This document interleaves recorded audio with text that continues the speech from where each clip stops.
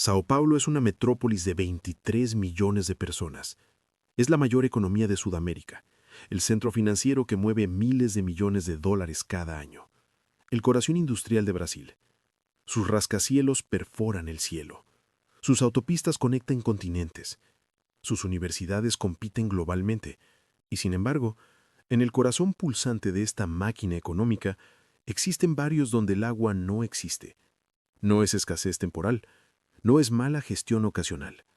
Es un patrón estructural tan profundo, tan sistemático, que revela algo fundamental sobre cómo funciona realmente esta ciudad. Porque cuando miras la geografía precisa donde falta el agua en Sao Paulo, descubres que no falta por accidente, falta porque fue diseñado así. Entonces, ¿cómo es posible que la región metropolitana más grande del sur de América, con un Producto Interno Bruto superior al de varias naciones africanas, tenga barrios donde las personas caminen kilómetros transportando garrafas de agua en los brazos? ¿Cómo es posible que en una ciudad donde los bancos de inversión internacionales tienen sus sedes latinoamericanas, las favelas del extremo sur sufran cortes de agua que duran semanas? La respuesta no está en la escasez de agua. La cuenca del Alto Tietê, que abastece a Sao Paulo, tiene reservas suficientes. La respuesta está en decisiones políticas tomadas hace décadas, en la geografía de la desigualdad, en infraestructura que fue construida deliberadamente para servir a algunos, mientras otros quedaban atrás. El problema no es técnico, es político, y eso lo hace tanto más interesante. Sao Paulo no comenzó siendo una megaciudad. Fue un pueblo jesuita en el siglo XVI. Pero a finales del XIX algo cambió. El café llegó. Las ferrovías se expandieron. Los inmigrantes italianos, españoles, alemanes y japoneses fluyeron hacia la ciudad.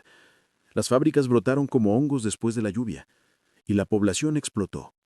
Para 1900, Sao Paulo tenía 300.000 habitantes. Para 1950 ya eran 2 millones. El crecimiento fue tan rápido, tan caótico, que la ciudad nunca realmente planeó para ello. Simplemente aconteció.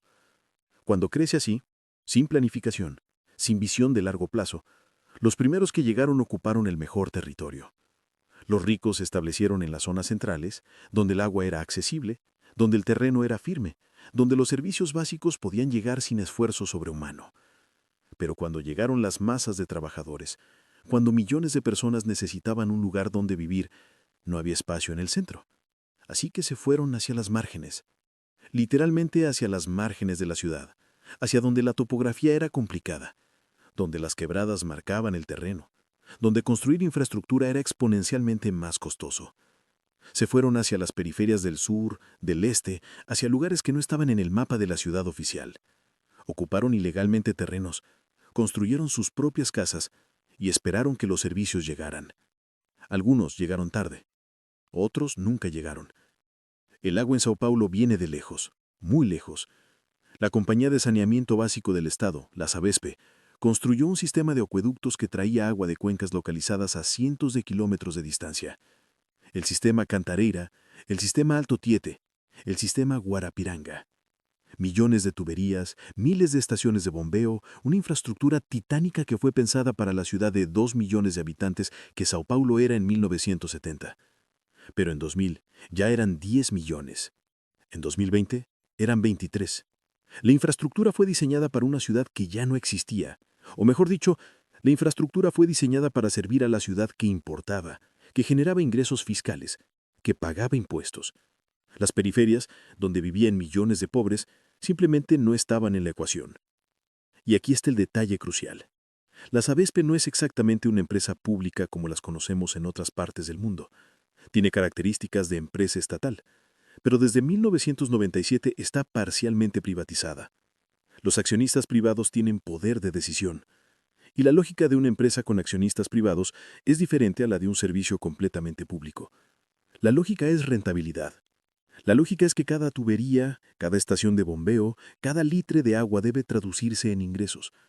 Desde esta perspectiva, invertir en infraestructura para favelas, para barrios donde la gente no tiene suficiente dinero para pagar facturas altas, es económicamente irracional. Es un mal uso de capital. Es una inversión que no genera dividendos. Así comenzó a cristalizarse un sistema perverso. La ciudad se dividió no solo geográficamente, sino hidráulicamente. De un lado, las zonas servidas por la infraestructura oficial de Sabesp, que recibían agua regularmente, aunque pagaran más. Del otro, los barrios periféricos donde la infraestructura simplemente no llegaba. Y en ese vacío legal y técnico surgió algo fascinante y terrible al mismo tiempo. Surgió una economía paralela del agua. Mafias locales controlaban fuentes clandestinas, personas sacaban agua ilegalmente de tuberías usando gatos hidráulicos, conectando directamente sin pagar. Camiones cisterna llegaban de madrugada, vendedores ambulantes vendían agua en garrafas de 5 litros a precios que llegaban a ser 10 veces más caros que el agua de Sabesp. En los barrios más pobres del sur de Sao Paulo, comprar agua se convirtió en uno de los gastos mensuales más altos, junto con la comida. Pero la historia de Sao Paulo con el agua es incluso más compleja, porque a mediados de 2014, algo sucedió que reveló esta fractura de manera brutal. El sistema Cantareira, que abastecía a buena parte de la metrópolis, llegó a niveles críticos. Las precipitaciones fueron bajas, la sequía fue severa. Pero lo que fue realmente revelador no fue la sequía en sí, fue cómo el sistema reaccionó a la sequía. Sabesp tuvo que hacer algo que técnicamente había evitado hacerlo antes: bombear agua desde las reservas más profundas. El volumen muerto, lo llamaban. Era una medida de emergencia que significaba que el sistema estaba llegando a su colapso total. Las ciudades comparables en el mundo desarrollado enfrentan sequías similares. Melbourne, Australia, pasó por algo parecido a principios de los 2000. Barcelona, España, también. Pero la diferencia crucial es cómo el sistema de distribución funcionó bajo estrés. En Melbourne y Barcelona, aunque hubo restricciones de agua, el acceso fue relativamente equitativo. Se redujeron los usos no esenciales, pero nadie fue completamente privado de agua. Los ricos no pudieron bajar al barrio pobre y comprar agua de emergencia para sus piscinas porque toda el agua estaba siendo distribuida de manera centralizada según un criterio de necesidad. En Sao Paulo, el caos de la sequía de 2014 y 2015 fue completamente diferente. Los barrios ricos recibieron protección especial, recibieron agua de cisternas municipales, recibieron prioridad en las líneas de distribución. Los barrios pobres literalmente se quedaron sin agua durante semanas. Los vendedores de agua ganaron fortunas, las personas peleaban por agua en mercados callejeros. Y aquí está lo verdaderamente importante. Nadie fue sorprendido. No fue una falla del sistema. Fue exactamente como el sistema fue diseñado para funcionar bajo presión. Porque la geografía urbana de Sao Paulo es profundamente desigual en términos de elevación. Los barrios ricos tradicionales, como Zona Azul, Brooklyn, Vila Mariana y Genópolis, están en las cotas más altas. Están literalmente arriba. Por gravedad, por pura física, el agua fluye hacia abajo. Llegar a ellos requiere menos bombeo, menos energía, menos costo. Los barrios pobres, las favelas que crecieron en las periferias, muchas de ellas están en las depresiones topográficas, literalmente en los puntos más bajos de la geografía urbana. Bombear agua hacia allá requiere más energía, cuesta más dinero, y desde una lógica puramente rentable, es menos atractivo. Así que la infraestructura fue construida siguiendo la lógica del menor costo, que resultó siendo exactamente la lógica de la desigualdad preexistente. Hay un ejemplo específico que captura toda esta dinámica: el barrio de Paraisópolis. Está en el corazón de Sao Paulo, adyacente a uno de los barrios más ricos de la ciudad, Morumbi. La frontera es una avenida. Del lado de Morumbi, edificios de 30 pisos con vista a la metrópolis. Agua corriente las 24 horas, piscinas, fuentes. Del lado de Paraisópolis, favela con más de 100,000 habitantes, muchos sin acceso regular a agua. Cuando llueve, lo primero que sucede es que la infraestructura clandestina del agua colapsa. Las tuberías ilegales se rompen. El agua que fue robada de las fuentes oficiales se pierde. Así que tras cada lluvia fuerte, Paraisópolis sufre días sin agua, mientras que a 100 metros de distancia, en Morumbi, las personas toman duchas tibias en sus casas de lujo. Esta no es una coincidencia. Es la geografía hecha arquitectura. El fenómeno se repite en todos los extremos de la ciudad.